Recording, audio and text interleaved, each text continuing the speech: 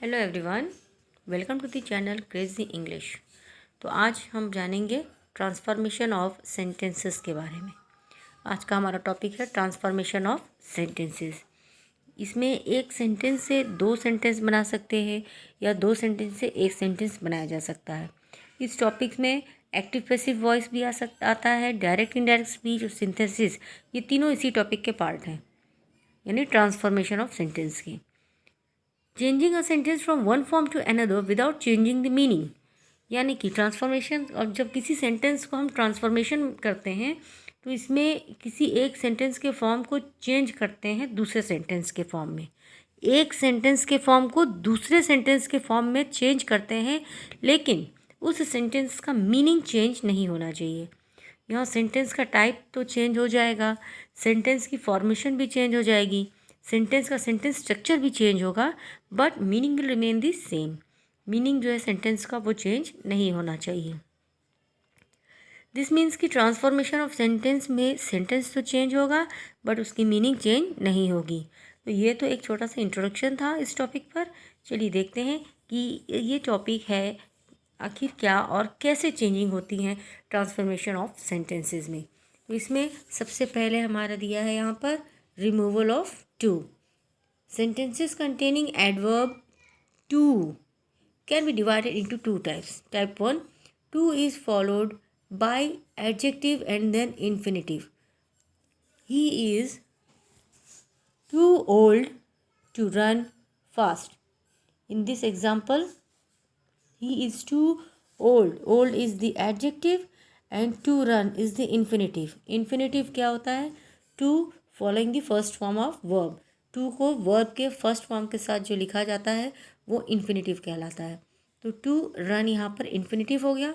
और second type क्या है? Too is followed by only one adjective. The weather is too hot. तो इसमें जो है यहाँ सिर्फ एक एडजेक्टिव आ रहा है टू के बाद, TOO के बाद सिर्फ एक वर्ड आ रहा है हॉट, जो कि एक एडजेक्टिव है। तो ये तो दो फॉर्म्स थे जो टू से रिलेटेड थे। रूल्स ऑफ ट्रांसफॉर्मेशन में देखिए क्या क्या है। If the sentence is of type 1, यानी कि एडजेक्टिव भी है और इन्फिनेटिव भी है, तो too plus adjective plus infinitive, then rule 1 में क्या होगा? Too is replaced by so. Too को सो से रिप्लेस किया जाता है। That is placed after the adjective in the sentence. फिर दैट लगाया जाता है यहाँ, जहाँ पे दैट कंजंक्शन का काम करता है। Appropriate pronoun for the given subject is written after that. That के बाद जो भी हमारा सब्जेक्ट होता है उसको हम लिखते हैं। और लास्ट में कैन नॉट या कुड नॉट, वो सेंटेंस के टेंस पे डिपेंड करता है। अगर सेंटेंस प्रेजेंट टेंस में है तो कैन नॉट लिखेंगे और पास्ट टेंस में है तो कुड नॉट हो जाएगा। Is used depending on the tense of the sentence. Look, some examples are given here. Let's see the first one. He is too weak to move. जब इस sentence का transformation हम करते हैं तो ही इज़ अपनी प्लेस पे रहेगा। टू की जगह ये फर्स्ट रूल के वजह अप्लाई करते हैं, तो टू के बाद टू की जगह पर यहाँ पर हम सो लिख देंगे। और उसके बाद नेक्स्ट स्टेप है वीक ऐसे ही रहेगा। फिर हमने दैट लगा दिया। ये थर्ड सी वाला, appropriate pronoun for the given subject is written after. और फाइनली दैट के बाद फिर हमने ही लगा दिया। ही क्या था यहाँ? सब्जेक्ट को लिखना था कैन नॉट मूव। ये कैन नॉट मूव क्यों लगाया? क्योंकि ही इज़ दिया है, इज़ प्रेजेंट टेंस फॉर्म में है, इसलिए यहाँ कैन नॉट मूव है। अगर इसकी जगह वॉज होता तो कुड नॉट मूव हो जाता। एक चीज़ और ध्यान देना इन सेंटेंस में, जो ये सेंटेंस दो पार्ट में हो रहा है दैट के थ्रू, बीच में हमने दैट कंजंक्शन का यूज़ किया है और इस सेंटेंस को ट्रांसफॉर्म किया है। तो यहाँ एक पार्ट हो गया ही इज़ सो वीक और दूसरा पार्ट हो गया ही कैन नॉट मूव। याद रखेंगे जब हम ट्रांसफॉर्मेशन ऑफ सेंटेंस टू वाला जब सेंटेंस में ट्रांसफॉर्म करते हैं तो यहाँ पर एक पार्ट इसका पॉजिटिव होता है और दूसरा सेंटेंस जो होता है वो नेगेटिव सेंटेंस होता है, जिसमें कैन नॉट या कुड नॉट यूज़ होता है। और ये दोनों सेंटेंसेस हम एक कंजंक्शन दैट के थ्रू ज्वाइन करते हैं।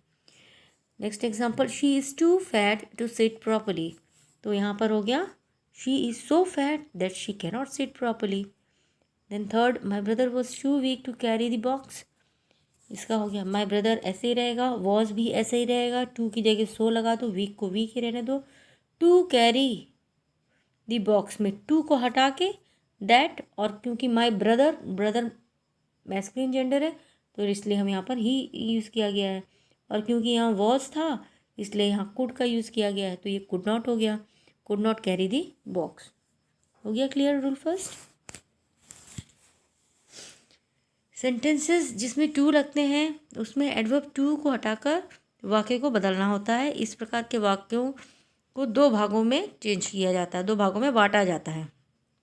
टू के बाद एडजेक्टिव, एडजेक्टिव के बाद इन्फिनिटिव, इन्फिनिटिव का मतलब है कि TO टू के साथ वर्ब का फर्स्ट फॉर्म लगेगा, और इस तरह से ये इसके एग्जाम्पल्स दिए हैं। क्लियर हो गया फर्स्ट थिंग। इस वीडियो को पॉज करके इस एग्जाम्पल्स को लिख कर और उस लिखने के बाद फिर इसको चेंज करके देखिए, इसी फॉर्म में इस तरह से सेंटेंसेस चेंज होंगे। It will be quite easy for you too if you practise it. चलिए नेक्स्ट एग्जाम्पल देखते हैं। रूल 2, चलिए रूल 2 देखा जाए क्या है। Rule 2, the subject of the sentence is non living और the word it is used in the sentence, then the following words are used as subject. ठीक है, देखिए यहाँ क्या दे रहा है कि अगर सब सेंटेंस में जो भी सब्जेक्ट है वो नॉन लिविंग है या उसकी जगह इट का प्रयोग हो तो उस वाक्य में हम फॉर मी के लिए आई लिखते हैं, फॉर हिम के लिए ही लिखते हैं, फॉर हर की जगह शी लिख देते हैं, फॉर अस में वी लिखते हैं, और फॉर देम के लिए दे का यूज़ होता है। और इन्हीं रूल्स को फॉलो करके फिर हम ट्रांसफॉर्मेशन करते हैं। चलिए देखें आगे।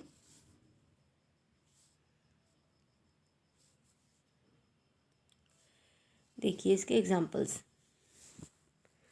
The tree is too high for me to climb. First example कैसे चेंज हुआ, द ट्री अपनी जगह पर है, इज़ भी वहीं पे है, TOO टू की जगह सो हो गया, हाई तो हाई ही रहेगा, फिर दैट लगा के यहाँ दिया है फॉर मी, फॉर मी, मी की जगह क्या लिखना था, फॉर मी की जगह आई लिखना था, तो आई और फिर कैन नॉट लगा देना है, क्योंकि द ट्री इज़ यहाँ पर जो दिया है ये प्रेजेंट टेंस में है इसलिए कैन नॉट लगेगा, और क्लाइम, क्लाइम ऐसे ही रहेगा, क्या क्लाइम करना था, ट्री क्लाइम करना था, तो ट्री के लिए यहाँ इट लग जाएगा।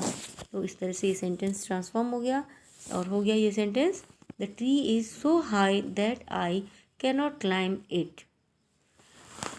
सेकेंड एग्जाम्पल देखिए, it was too difficult for him to solve the problem. यहाँ पर भी इट वॉज अपनी जगह पर ऐसे रहेगा, टू की जगह सो हो जाएगा, डिफ़िकल्ट ऐसे ही रहेगा, फॉर हिम के लिए क्या यूज़ करना था, ही, और दैट कंजंक्शन बीच में लगाना था, वॉज था तो यहाँ कुड नॉट लगा दिया हमने, सॉल्व, सॉल्व किस चीज़ के बारे में बात हो रही है, प्रॉब्लम्स के बारे में बात हो रही है, प्रॉब्लम सॉल्व करना है तो प्रॉब्लम लास्ट में हमने लिख दिया। तो इस तरह से ये क्लियर हो गया। नेक्स्ट देखिए, if the sentence is in passive voice then the transformed sentence will also be in passive voice. अगर जो सेंटेंस दिया हुआ, अगर जो भी सेंटेंस दिया ट्रांसफॉर्म करने के लिए वो अगर पैसिव वॉइस में देता है तो हमारा जो चेंज किया वो सेंटेंस रहेगा वो भी पैसिव वॉइस में रहेगा।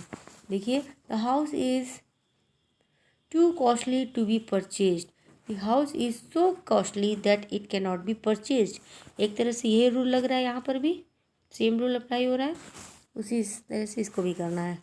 फोर्थ हो गया, फोर्थ रूल देखा जाए, if the subject of a sentence is non living then the next clause will be in passive voice. देखिए कैसे, the book is too difficult to read, इसका बन गया द बुक इज़ TOO की जगह सो, difficult ऐसे ही रहेगा, दैट लगा के टू रीड दिया है तो टू को हटाकर कैन नॉट, इट किस लिए लगा है, बुक के लिए, और can that it can not be read. इसी तरह से सेकेंड एग्जाम्पल है, second example, the sum was too difficult to solve, हो गया, द सम वॉज ऐसे ही रहेगा, टू की जगह सो आ गया, डिफ़िकल्ट ऐसे ही रहेगा, इसके बाद दैट इट कुड, क्या इट क्या चीज़ है, द सम को हमने यहाँ इट लिखा है।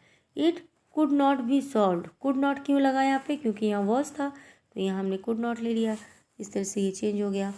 फिर the sentence, if the sentence is of type two, that is too के साथ एडजेक्टिव, तब कैसे लिखेंगे, तब रूल 1 आ जाएगा। फिर से कैसे होगा, too is replaced by comparative degree of the given adjective, then is placed after the adjective in the sentence, and lastly it is proper or the given words, the given pronouns is used.